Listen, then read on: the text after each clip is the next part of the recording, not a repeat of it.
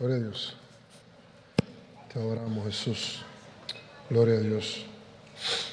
Vaya a 2 Corintios capítulo 7, 9 al 10, que era el texto que comenzamos el domingo pasado a utilizar.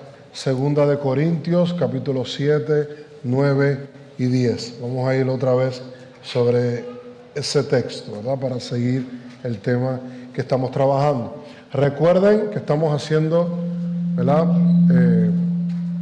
Una serie de mensajes sobre el libro de Hechos, y estamos en Hechos capítulo 2, ¿verdad que sí? Donde Pedro, ¿verdad?, predicó ese excelente mensaje que ya hemos hablado sobre él varias veces, y aquellos judíos le preguntaron ¿qué haremos? Y Pedro les dijo: arrepiéntanse y bautícense. Y decidimos entonces, ¿verdad?, hacer como una miniserie sobre qué es el arrepentimiento. Eso fue lo que comenzamos a hablar, ¿verdad?, hace 2 domingos. ¿Qué es el arrepentimiento? ¿Verdad que sí? 2 Corintios 7, 9 al 10, ¿lo tienen? Amén. Lo leemos a la gloria del Padre, del Hijo y del Espíritu Santo. Amén. Dice el 9: ahora me gozo, no porque hayáis sido contristados, sino porque fuisteis contristados para arrepentimiento, porque habéis sido contristados según Dios, para que ninguna pérdida padecieseis por nuestra parte. 10. Porque la tristeza que es según Dios produce arrepentimiento para salvación, de que no hay que arrepentirse, pero la tristeza del mundo produce muerte. Así que hoy vamos a seguir definiendo cuál es el verdadero arrepentimiento. Si usted estuvo el domingo pasado, se acuerda que hicimos una analogía entre el billete falso y el billete verdadero. Así que lo que queremos saber es cuál es el verdadero arrepentimiento, cuál es el billete verdadero. Ahora, el punto que vimos la semana pasada fue que el arrepentimiento es un don de Dios. ¿Se recuerda? Es un don de Dios. Solamente Dios puede provocar arrepentimiento en nosotros. Es un don de Dios. Ahora, el próximo punto que me gustaría que viéramos hoy, que podamos ver en el día de hoy, sobre el arrepentimiento, es que el arrepentimiento es, escucha bien, aparte de un don que da Dios, el arrepentimiento es cuando un ser humano tiene un verdadero sentimiento por su pecado, y esto lo lleva a comprender la misericordia de Dios en Cristo. ¿Me escuchó bien? El arrepentimiento es cuando un ser humano tiene un verdadero sentimiento por su pecado, y esto lo lleva a comprender la misericordia de Dios en Cristo. Ahora, si vemos otra vez el texto que leímos como introducción al mensaje, ¿verdad? 2 Corintios capítulo 7, 9 y 10, podemos ver claramente que en este texto Pablo está hablando de 2 tipos de tristezas. Y esto lo resaltamos la semana pasada, ¿verdad? Simplemente lo resaltamos, pero no entramos de lleno. Pablo habla de 2 tipos de tristeza. Pablo habla de una tristeza que es según Dios o producida por Dios, ¿verdad que sí? Eso es lo que dice el texto. Pero también Pablo habla de una tristeza que es según el mundo o que es del mundo. Una tristeza que es del mundo. Ahora, si en ese mismo capítulo ustedes ven el verso 8, ahí ustedes pueden ver por qué Pablo les habla a la iglesia de Corintios sobre tristeza o sobre ser contristados. ¿Cuál es el contexto de lo que Pablo está hablando en el 9 y en el 10? Y Pablo escribe en el verso 8 que él les había enviado una carta que él sabía que los iba a entristecer. Pablo sabía que esa carta los iba a entristecer. Incluso él dice que aunque no le pesaba enviar la carta, porque él sabía que lo correcto era lo que él estaba escribiendo en esa carta, sí, mientras la escribía se lamentaba, porque él sabía que iba a ser una carta severa. No era una carta, ¿verdad?, de cómo estás, cómo te va, todo bien. No, era una carta severa por las cosas que estaban pasando en la iglesia de Corinto. Pero Aunque a Pablo le entristeció al principio escribir la carta, y lo dice él en el texto, él sabía que la iglesia de Corinto necesitaba esa carta, aunque fuera muy severa. Él sabía que Corinto necesitaba esa carta. Ahora, pregunto yo, ¿no es lo mismo que hace Dios por medio de su palabra para llevarnos al arrepentimiento? A veces no encontramos textos que parecen severos en la palabra y que algunos podrían interpretar como que Jesús a veces es muy fuerte en las cosas que dice. Porque es que Dios no puede tolerar el pecado. Dios sí es amor, Dios es misericordia, pero Dios es santo. Y por eso usted va a ver desde el Antiguo Testamento que el llamado al arrepentimiento es un llamado real, pero es un llamado serio.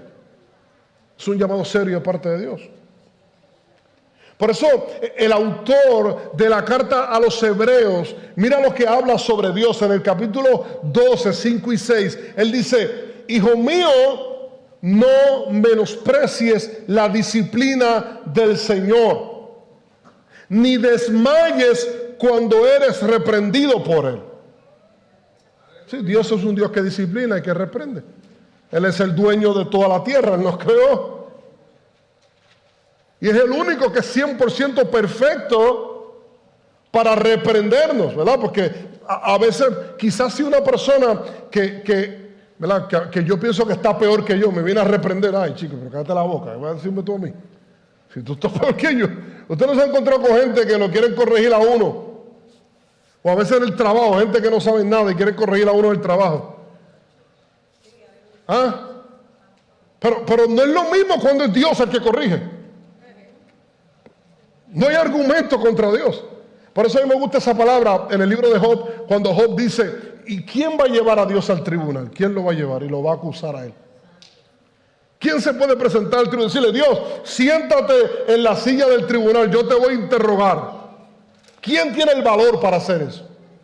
Nadie lo tiene. Así que el escritor de la carta a los Hebreos dice: no menosprecies la disciplina del Señor, ni desmayes cuando eres disciplinado por Él, porque el Señor al que ama disciplina y azota a todo el que recibe por hijo.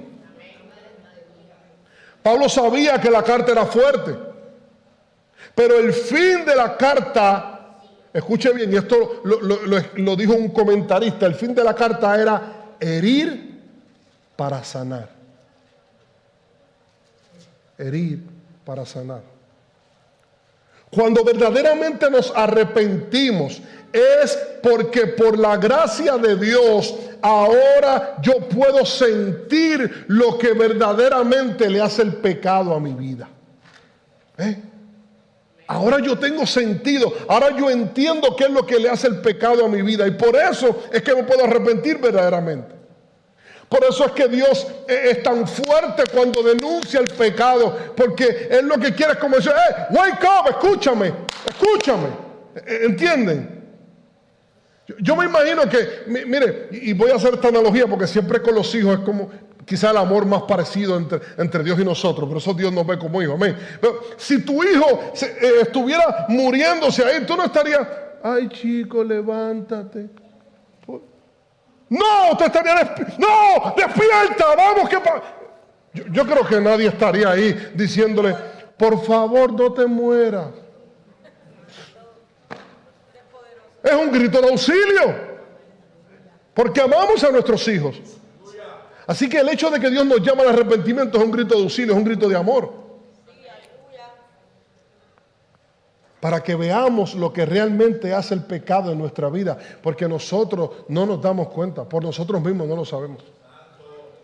Por eso el salmista escribió, el salmista entendió lo que hacía el pecado en su vida, y el salmista escribió en el Salmo 32, versos 3 y 4, y lo voy a leer en la Nueva Traducción Viviente para que me entienda mucho mejor. El salmista dijo: mientras me negué a confesar mi pecado, mi cuerpo se consumió y gemía todo el día. Usted conoce ese salmo, ¿verdad? Mientras callé, envejecieron mis huesos, ¿verdad? Eso es lo que dice este salmo. Y dice el verso 4: día y noche tu mano de disciplina pesaba sobre mí, mi fuerza se evaporó como agua al calor del verano. El arrepentimiento, el verdadero arrepentimiento, es que estemos conscientes de las consecuencias del pecado. Es estar consciente de cómo el pecado nos aleja de Dios. Por eso Pablo, aunque fue fuerte para él lo que escribió, aunque fue fuerte esa carta porque él amaba a la iglesia de Corinto, él amaba las iglesias que él fundó. Nadie puede dudar del amor que sentía Pablo por sus iglesias. Pero aunque Pablo amaba la iglesia de Corintios, él tenía que ser fuerte. Él tenía que hacerlos entender que el pecado los estaba alejando de Dios. Miren si él amaba esta iglesia. Que el texto, el capítulo 7 de 2 Corintios revela que él hasta tenía temor de que ellos no recibieran bien la carta y se molestaran y no quisieran verlo más. Si usted ve los primeros versículos lo va a ver ahí. Y eso lo sabemos porque en el verso 7, en 2 Corintios capítulo 7, cuando Tito regresa a Pablo para darle la noticia de cuál fue la reacción de la iglesia con la carta, como la reacción fue positiva, incluso dice que ellos lo amaban y que querían verlo. Debido a esto, Pablo dice en el verso 6 que él fue consolado cuando recibió ese mensaje. Él fue consolado porque él amaba a esta iglesia. Él tenía miedo que no recibieran la carta positivamente.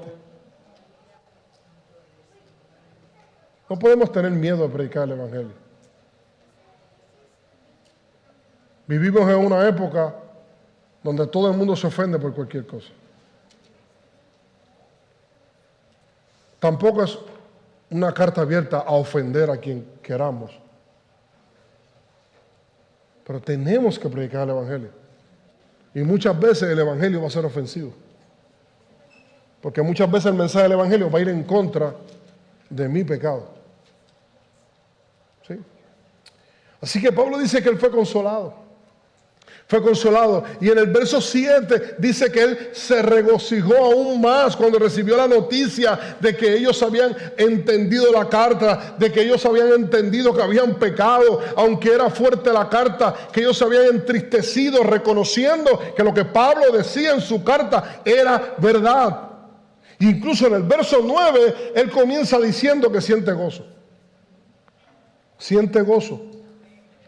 Pero no solo Pablo se goza con el arrepentimiento de la iglesia de Corinto. No solamente Pablo se goza cuando el cristiano se arrepiente, cuando alguien se arrepiente, sino que en Lucas 15, hermano, que el domingo pasado leímos la primera parábola de Lucas 15. En Lucas 15 Jesús habla varias parábolas, Jesús habla varias enseñanzas, y la idea central de las enseñanzas de Jesús en Lucas 15 la vemos en el versículo 10. Así os digo, dice Jesús, que hay gozo delante de los ángeles de Dios por un pecador que se arrepiente.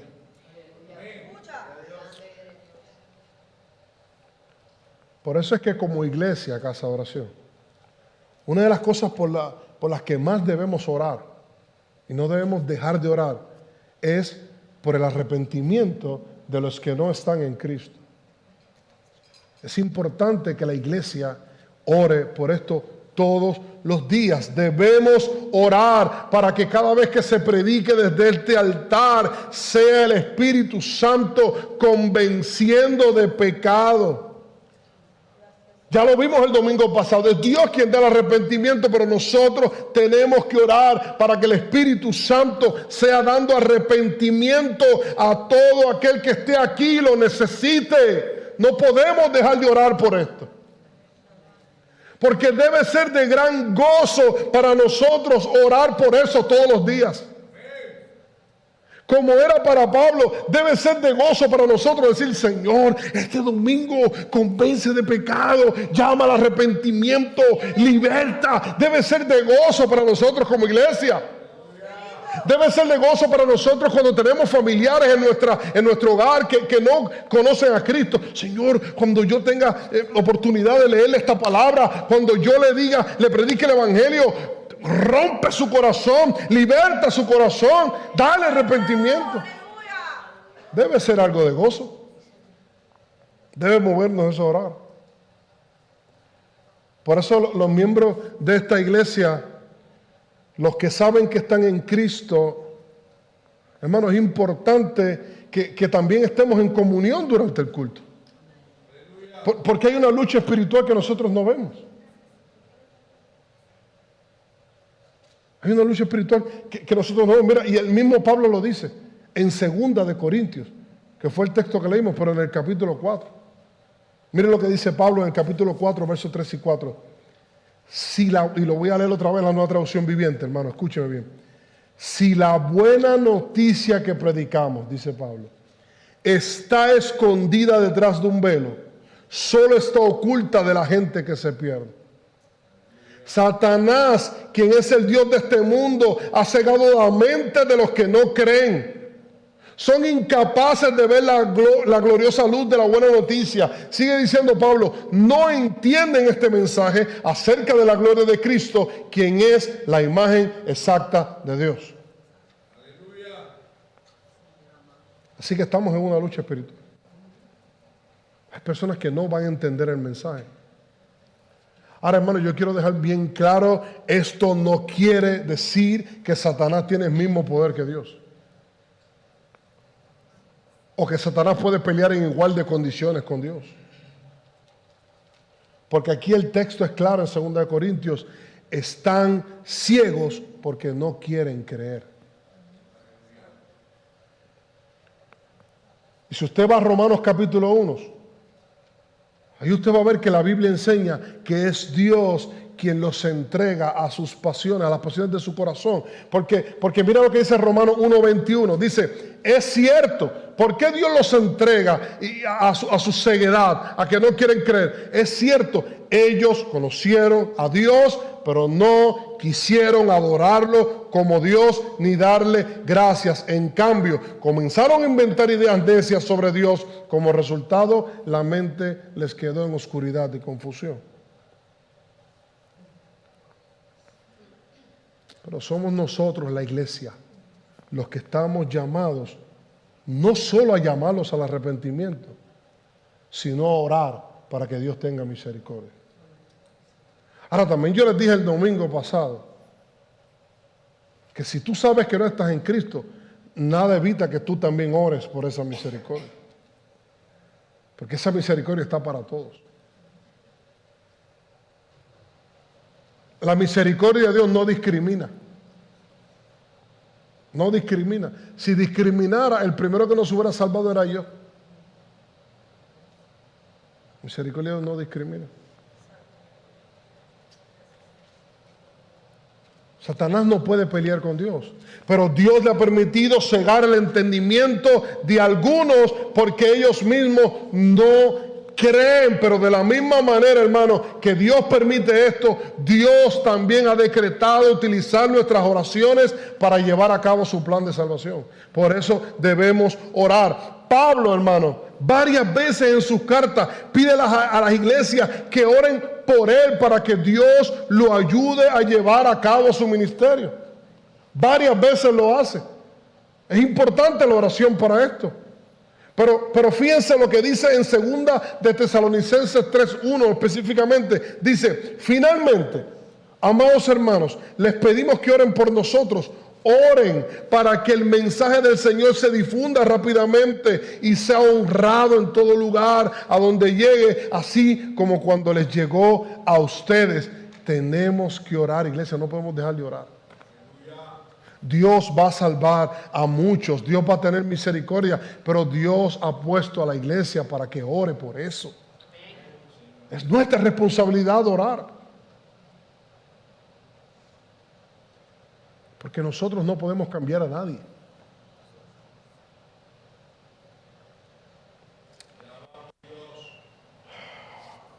Mi hermano, usted dirá, wow, estábamos hablando de un punto y me tomé, mientras preparaba el mensaje, me tomé este pequeño paréntesis, porque cuando vi lo del gozo de Pablo, hermano, yo quería provocar en la iglesia gozo. Porque siempre que se habla de arrepentimiento y pecado, es como que, ay, Dios, arrepentimiento, Dios mío. No. Pero cuando hablamos del arrepentimiento bíblico, la iglesia debe estar gozosa. Decir, gracias, Señor, porque tú das arrepentimiento. Gracias porque tú libertas. Gracias porque tú tienes misericordia. Gracias, Señor, porque yo puedo orar por mi hermano para que tú le des arrepentimiento. Debe ser, yo quiero provocar gozo en la iglesia. Pero también quiero provocar gozo en aquel que sienta que no puede salir, que no puede ser libre, que diga, no, yo también puedo ser libre. Gracias, Señor, porque en ti hay misericordia. Dios no discrimina con nadie. Y la Biblia no solamente manda a orar por los perdidos, también manda a orar los unos por los otros.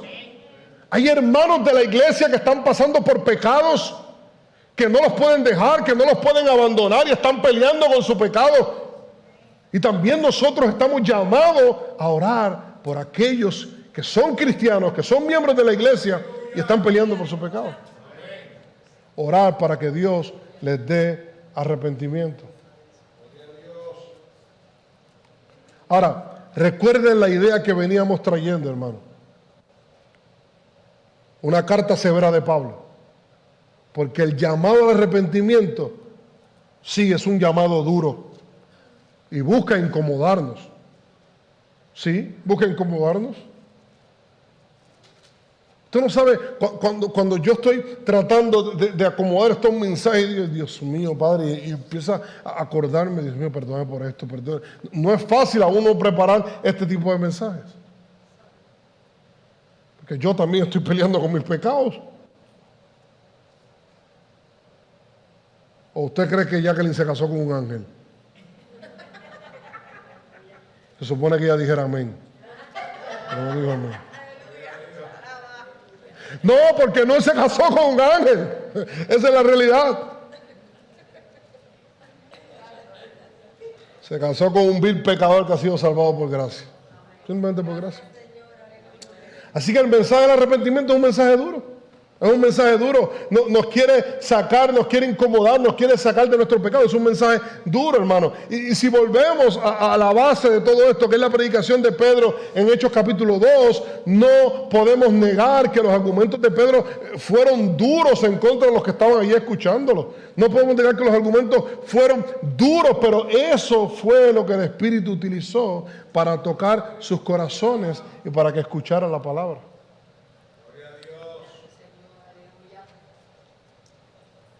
Por eso hay cosas duras que se van a escuchar desde el altar. Pero tenemos que entender que para nosotros entender la buena noticia, para nosotros aceptar la buena noticia del Evangelio, primero tenemos que aceptar la mala noticia de las consecuencias del pecado.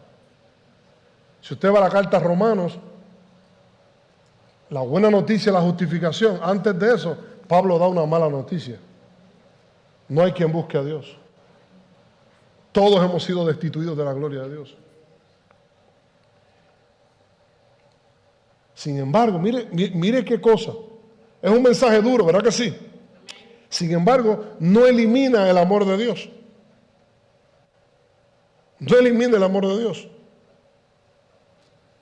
¿O alguna vez usted dudó cuando su mamá y su papá le gritaban que ella lo amaba a usted? Posiblemente hubieron momentos, pero después con los años usted se dio cuenta que lo que ellos decían era verdad. Pero nadie te ama más que tus padres.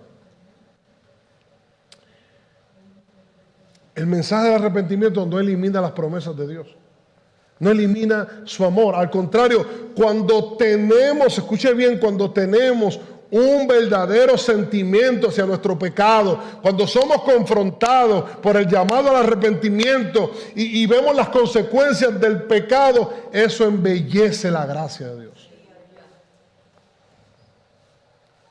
Eso embellece el amor de Dios. Eso embellece la misericordia de Dios. ¿Cómo es posible que Dios haya tenido misericordia de mí? Eso es tener conciencia del pecado. O en el otro extremo, si alguien está lejos de Cristo, Dios no va a perdonarme, Dios no va a tener misericordia. No, el llamado al arrepentimiento es un llamado que embellece la misericordia de Dios. Es un llamado que te dice, hay oportunidad, puedes venir a mí, hay forma de venir a mí, dice Dios. Por eso, aunque Dios nos golpea con su palabra, y la palabra de Dios muchas veces es fuerte, a veces nos lastima con su palabra, es para incomodarnos, es para que no estemos tranquilos en nuestros pecados, hermanos. Y sí, a veces, y si a veces sientes que la palabra de Dios es dura y que te incomoda, esto es para ti. Gracias, Señor. Así que es para mí también. Porque a mí muchas veces la palabra me incomoda. Si a ti te ha incomodado la palabra de Dios en algún momento, esto es para ti. Lo que dice el apóstol Pablo en Romanos capítulo 2, verso 4. ¿Sabe lo que dice el apóstol Pablo? Dice, ¿no te das cuenta de lo bondadoso, tolerante y paciente que es Dios contigo? Wow. Dice Pablo otra pregunta. ¿Acaso eso no significa nada para ti?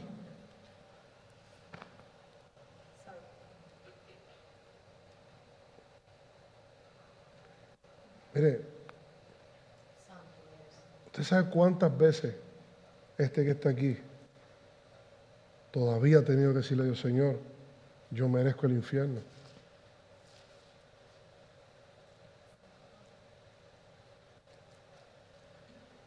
Pero es porque tengo conciencia de mi pecado. Yo sé que tengo un problema.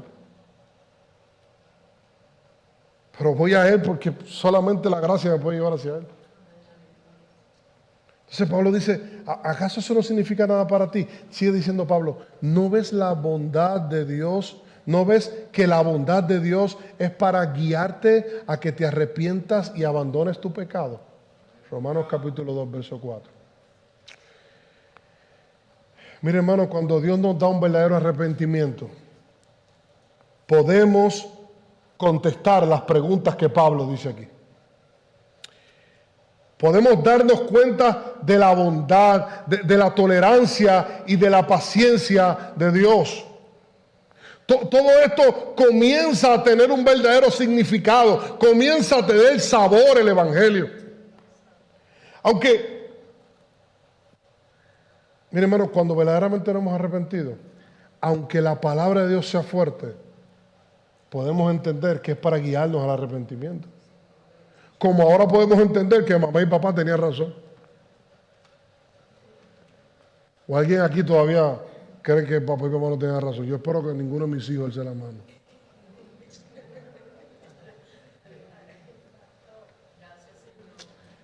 Mire, lo contrario a entender esa palabra de Pablo sería lo que Pablo dice en el verso siguiente.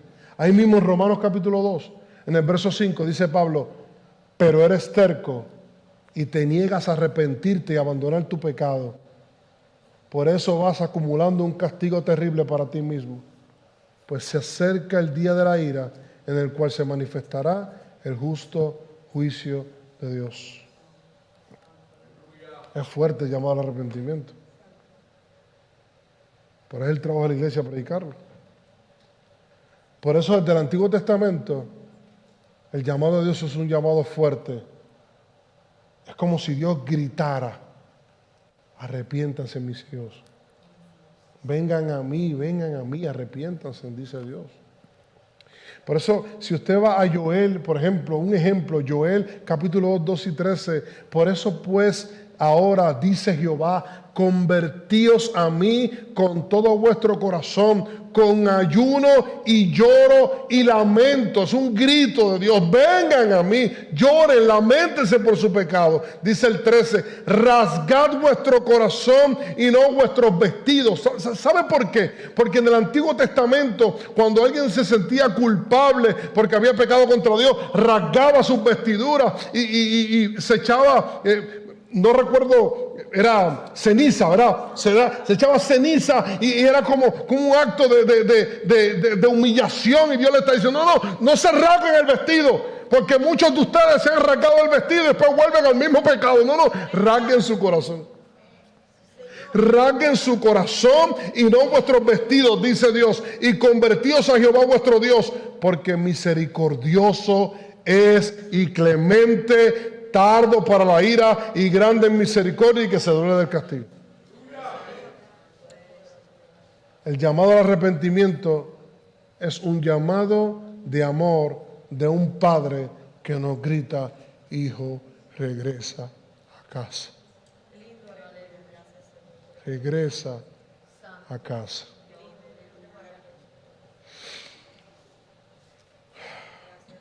Por eso es que el verdadero arrepentimiento siempre nos llevará a Cristo. Y ya voy para la última parte, hermano.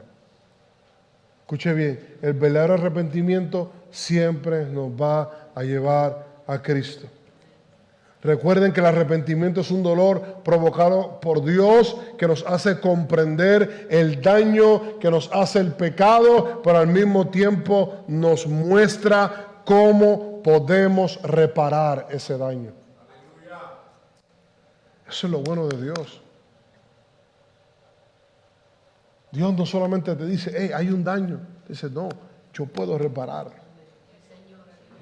Sin embargo, volviendo a 2 Corintios capítulo 7, el mundo puede producir cierto dolor de culpa. El problema es que ese dolor, si no te lleva al arrepentimiento real, te va a llevar a la muerte. Porque el dolor de la culpa por tus pecados, hermanos, si no te llevan a Cristo, que es la vida, te van a llevar a la muerte. Y yo te pido que me permitas terminar con un ejemplo. Te voy a dar un ejemplo que presenta la Escritura para que tú me entiendas mejor lo que te estoy tratando de decir entre el sufrimiento, la tristeza del mundo y el arrepentimiento que produce Dios. Mire, yo me imagino que la mayoría de ustedes conocen algunos de los discípulos de Jesús, ¿verdad? Por lo menos deben conocer a Pedro y a Judas. ¿Por qué se ríen? No estoy hablando de esa persona que tú consideras Judas. Estoy hablando de Judas, el de la Biblia. Está bien, no te rías. Biblia. Así que todo el mundo aquí sabe quién es Pedro y Judas, ¿verdad que sí? Ok. Pedro y Judas eran discípulos de Cristo, ¿verdad que sí? Como yo digo siempre, les voy a demostrar que no me voy a sacar un conejo del sombrero, ¿verdad? Y los dos, mire qué ironía, los dos en el momento de la verdad pecaron contra Cristo. Traicionaron a Cristo, ¿verdad que sí? Los dos traicionaron a Cristo. Pedro lo negó, ¿verdad que sí? Después que le dijo que estaba dispuesto hasta morir por él. ¿Cuántas personas nos han dicho eso? Yo doy la vida por ti. Pues eso es otro tema. Judas lo vendió. Lo entregó a las autoridades. ¿Verdad que sí? Esa es la historia.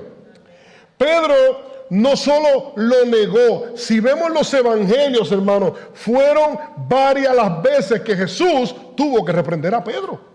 Pedro no estaba fácil. Sin embargo, si usted estudia la Escritura, usted no ve que Judas fue reprendido en ningún momento. ¿Verdad que no? Judas nunca fue reprendido.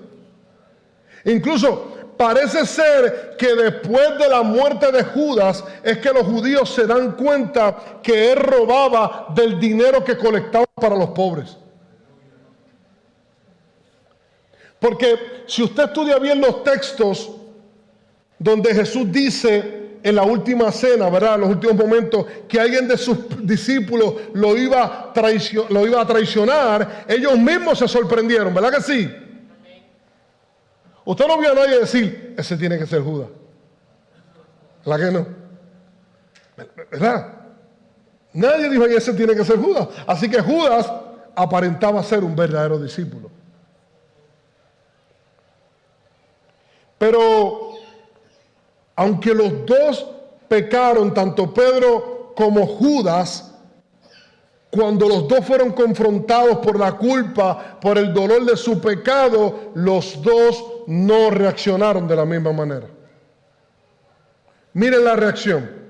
Dice Mateo 27, el 3 al 5. Entonces Judas, el que le había entregado, viendo que era condenado, devolvió arrepentido las 30 piezas de plata a los principales sacerdotes y a los ancianos, diciendo: yo he pecado, dice Judas, entregando sangre inocente. ¿Ven?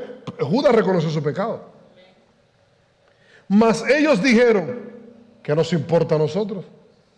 Sí, ya nosotros te pagamos y nos vendiste. Allá tú. Y dice el texto que arrojando las piezas de plata en el templo, salió y fue y se ahorcó.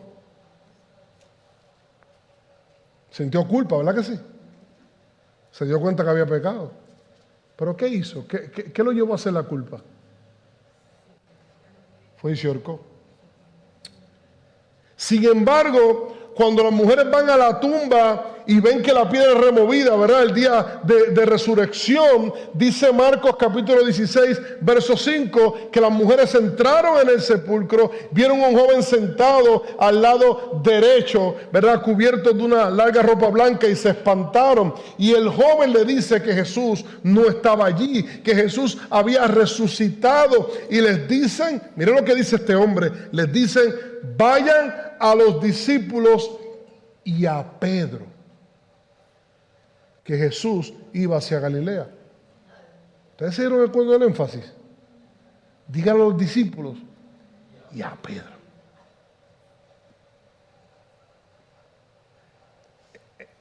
Yo le he dicho, si no es lo mismo, o sea, si mi mamá, dile a Calixto que venga acá. No es lo mismo, ¿verdad? ¿Verdad? No es lo mismo. Los papá y mamá con nombre y los dos apellidos. Mira el énfasis. Jesús dice: no. Dígale a los discípulos, pero específicamente a Pedro. ¿Y sabe por qué? Juan capítulo 21 presenta la conversación que Pedro y Jesús tienen. Se encontró con Pedro, comieron, pasaron varias cosas, pero este es el momento de Jesús y Pedro solos. Hay que arreglar algo, pasó algo, ¿verdad que sí? Pasó algo.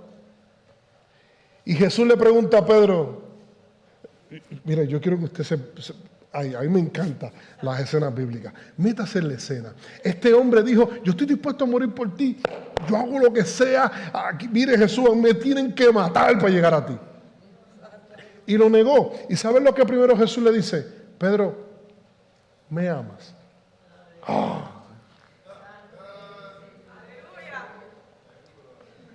Aquel se ahorcó. La culpa lo llevó y se ahorcó. Este está a punto de ahorcarse. Pedro, ¿me amas?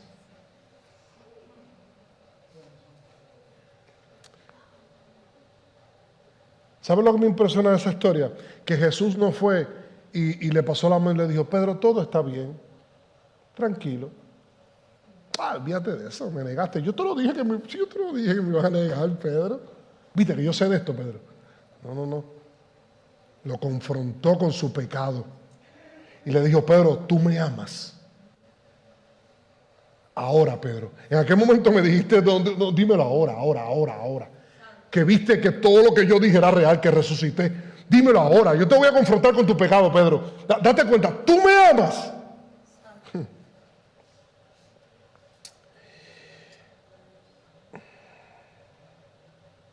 Y a mí me impacta porque Jesús confronta a Pedro con lo mismo que llevó a Pedro a traicionarlo, con su promesa de amarlo.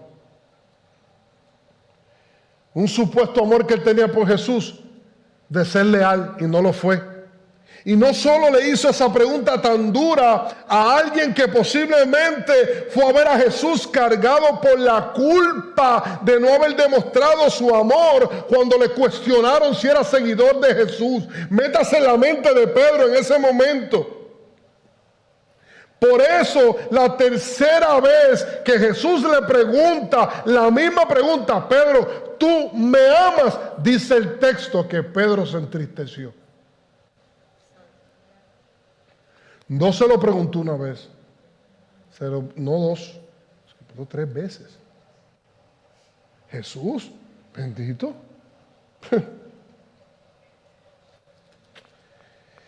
Y yo no tengo tiempo por ir un juego en el griego y un juego ahí sobre las dos palabras de me amas, pero lo más importante que yo quiero que ustedes vean cómo Jesús lo confrontó y le dijo, me amas, realmente me amas.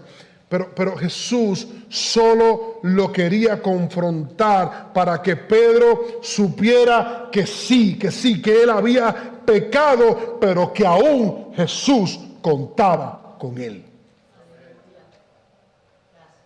Pedro, yo cuento contigo, pero yo quiero saber si en verdad tú te diste cuenta que habías pecado y si ahora me amas de verdad. Eso es lo que yo quiero saber. Yo cuento, usted está entendiendo lo que estamos diciendo. Pedro, yo cuento contigo, yo cuento porque yo tengo propósitos contigo, pero la pregunta es, ¿ahora sí me amas? Ahora, no sería fácil porque Jesús en esta conversación dice el evangelista Juan que él estaba hasta profetizando cómo habría de morir por causa de seguir a Jesús. Pero sabemos por el libro de Hechos que Pedro se arrepintió y decidió seguir a Jesús sin importar las consecuencias. O sea que Pedro le dijo, sí, ahora sí estoy ready para decirte que te amo. Pero tuvo que ser confrontado por su pecado. Jesús no le pasó la mano. Judas y Pedro escucharon el mismo mensaje al mismo Jesús por 3 años. A Judas la culpa lo llevó a la muerte, a Pedro la culpa lo llevó a Cristo. No tengo mejor ejemplo para que entiendan 2 Corintios sobre las dos culpas. Y sé que en este lugar hay 3 tipos de personas o 3 tipos de pensamiento ante esta realidad. Y ahí terminamos. Yo cuando hablaba de predicación y me daban clases decía, no puedes decir, vamos a terminar porque lo voy a decir como 4 veces. Pero ahora sí, esta es la de verdad. Esta es la de verdad. Estoy cometiendo el mismo error que siempre he dicho. Esta es la de verdad. Hay 3 tipos de pensamiento entre la realidad que hemos hablado hoy. Mira estos 3 pensamientos. Hay personas aquí que lamentablemente no les importará lo que se habló hoy y quizás hasta estén de acuerdo en que están lejos de Dios, pero están felices en sus pecados. En todas las iglesias los hay. En todas las iglesias los hay. Y es nuestro deber como iglesia seguir orando por ellos para que el Espíritu los convenza de pecado. Ese es el primer grupo. Hay otro grupo dentro de la iglesia que sabe que no está en Cristo y siente dolor por su pecado, pero no sabe qué hacer.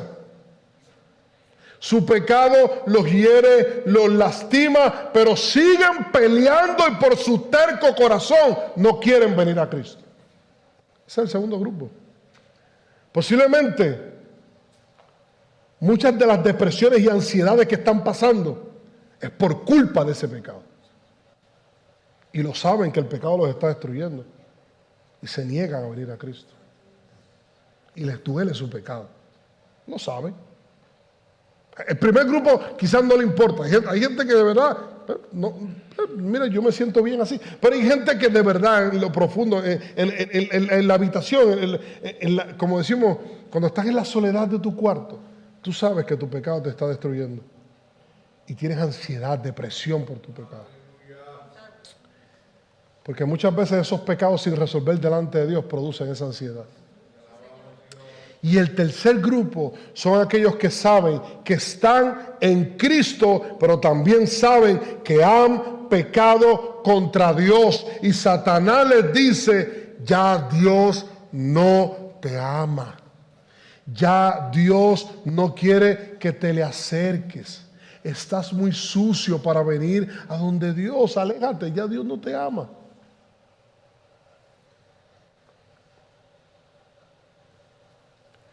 Ahora, gracias a Cristo, que por medio de Cristo, aún en nuestras imperfecciones, aún en nuestros pecados, aún en nuestra condición, podemos acercarnos confiadamente a Él. ¿En qué grupo tú estás? Esa es la pregunta. Pero ¿sabe qué es lo hermoso? Que los tres grupos necesitan arrepentimiento. Los tres necesitan arrepentirse. Amén. Yo voy a orar. Vamos a hacer otra vez lo que hicimos el domingo pasado. Pero yo le voy a pedir hoy,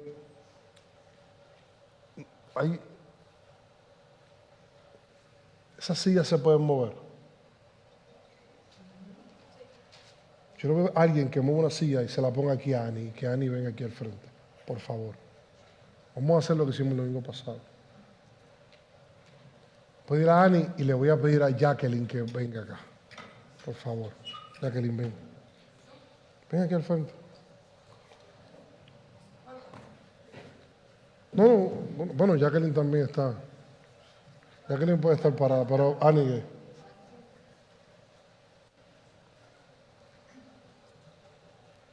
y vamos a volver a cantar la canción que cantamos al final. Y si usted quiere la oración, pase al frente. ¡Aleluya! Ellas van a orar por ti. Amén. Yo voy a volver a cantar esa canción. Yo quiero que usted...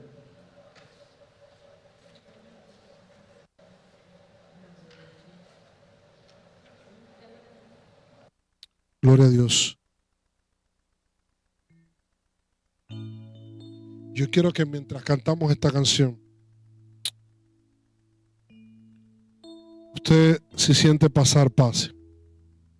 Simplemente queremos orar por ti.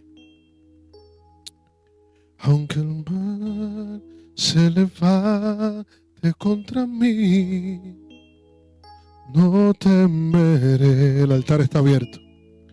No temeré. Y aunque vea mi carne perecer, no temeré. No temeré. No sigas peleando con Dios. Si al sufrir se conmueve mi fe, no temeré. No temeré. Y diré al Señor, refugio mío, mi fortaleza, tu nombre bendeciré en todo tiempo, en ti confiaré. Mi alma espera en el Señor. Él es mi roca y mi canción. Me aferro a sus promesas, que en Cristo ciertas son. La salvación es el Señor. Mi alma. Si no pasaste, canta la canción. Acompáñame. Él es y mi canción. Me aferro a sus,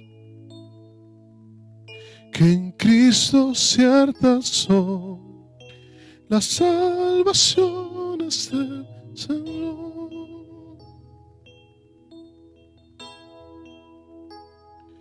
Todo el peso de su ira recayó sobre Jesús, y no temeré.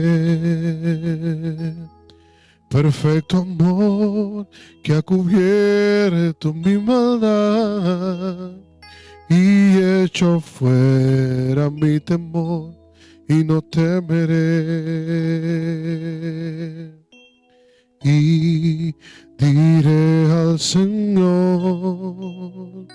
refugio mío, mi fortaleza, Tu nombre bendeciré en todo tiempo, en ti confiaré.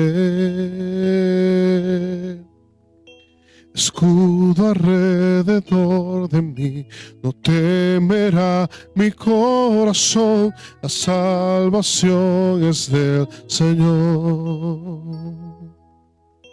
Mi vida escondida está en Cristo por la eternidad, la salvación es del Señor. Mi alma espera en el Señor, Él es mi canción, me aferro a sus promesas que en Cristo ciertas son. La salvación es de Él, mi alma es en Él. Él es mi roca y mi canción, me aferro a su, que en Cristo ciertas son las salvaciones del Señor, las salvaciones del Señor.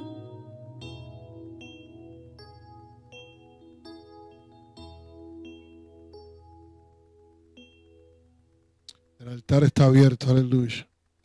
El altar está abierto. Si quieres pasar, pasa al altar, aleluya. Y dile al Señor: aquí estoy, Padre Celestial. Perdóname, Padre amado.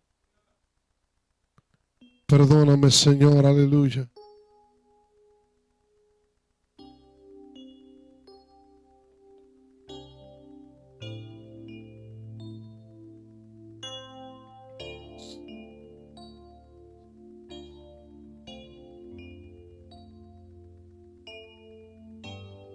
Dile al Señor: para que no sea yo toma dominio en mí. Yo siempre fracasé, ser sabio en mi opinión. Me separó de ti, ahora quiero que seas tú mi guía, mi control. Ayúdame, Jehová, Espíritu de Dios. Toma mi voluntad. Si pasaste al altar, mira, dile al Señor: mira, Dios quiere hacer algo contigo nuevo en este día. Dile: rómpeme, dame forma tú, con tus manos de alfarero. Y es que solo yo no puedo, guíame. Espíritu de Dios, dame luz en las tinieblas, porque yo sin ti no sé.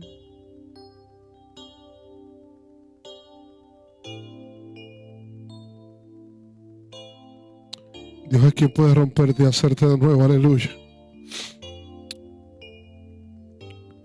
Para que no sea yo toma dominio en mí. Yo siempre fracasé, ser sabio en mi opinión. Me separó de ti, ahora quiero que seas tú. Dile: mi guía, mi control. Ayúdame, Jehová, Espíritu de Dios. Dile: toma mi voluntad, rómpeme, dame forma tú, con tus manos de alfarero. Es que solo yo no puedo, guíame. Espíritu de Dios, dame luz en las tinieblas, porque yo sin ti no sé vivir. Manténgase en oración, aleluya. Ore por su hermano, ore por los que han pasado, ore por los que están enfrente. Manténgase orando. Que Dios tenga misericordia, que el Espíritu Santo convenza de pecado. Por favor, Señor, clamamos a ti, Padre Celestial. Tú eres el único que tiene el poder, Padre amado. Tú eres el único que puede perdonar pecados. Tú eres el único que puede libertar corazones. Tú eres el único que puede dar un nuevo corazón, una nueva vida. Tú eres el único que puede transformar, Señor. Oh, Señor, esta iglesia va a seguir predicando tu palabra, Padre, no importando, Señor. Gracias, Señor, gracias, Señor. Permite que siempre Casa de Oración sea una iglesia bíblica, Padre amado. Por favor, Padre Celestial. Que no nos desviemos ni a derecha ni a izquierda, Padre amado, sino que sigamos tu palabra. Que no busquemos cantidad, Señor, sino que busquemos calidad, calidad contigo, calidad de tu palabra, calidad de tu verdad, Señor. No vamos a negociar tu palabra, no vamos a negociar el evangelio, no vamos a negociar tu verdad, Padre amado. Tú eres quien va a libertar, tú eres quien va a sanar, tú eres quien va a tocar los corazones, Espíritu Santo, Espíritu Santo, Espíritu Santo. Espíritu Santo, Espíritu Santo. El altar está abierto, el altar está abierto. Si tienes ganas de pasar, no te vayas. No te vayas, no te vayas. No te vayas.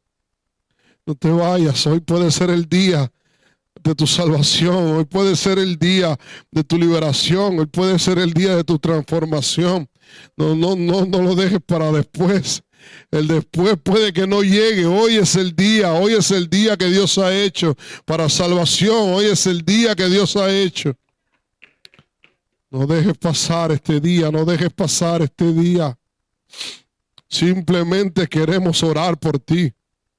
Simplemente queremos orar por ti. Simplemente queremos orar por ti. Es la oración de la iglesia. Oh, Dios está presto a escuchar la oración de la iglesia.